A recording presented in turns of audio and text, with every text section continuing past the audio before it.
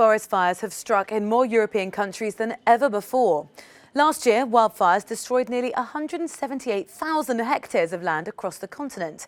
That's according to the EU Commission, which says it's having to spend more to protect our countryside. Victoria Smith, our journalist, is here with more on this. Victoria, morning to you.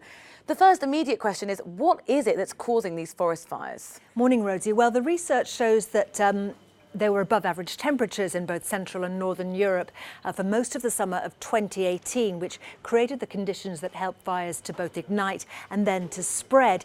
It's worth noting it was a less damaging year in terms of fires than 2017, the year before, when Portugal had that devastating series of wildfires, you'll remember. But the figures for this year look extremely worrying. The annual report on forest fires says the fire season has started early because of hot and windy conditions and high temperatures.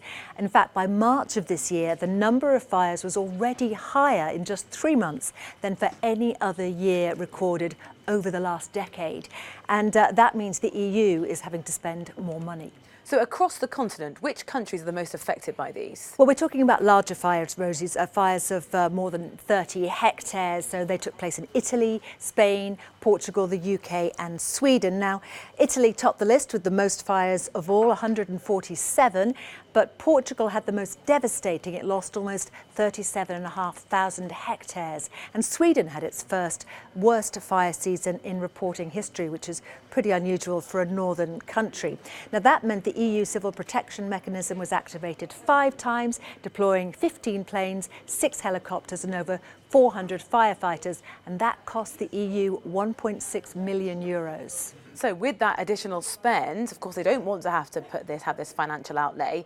What strategies, what plans are there in place to try and protect forests from these fires in the future? Well, there are new plans. There have to be, don't there? So there's a scheme to protect citizens and a new fleet of firefighting aircraft, which has already been deployed twice this year in Greece and Lebanon.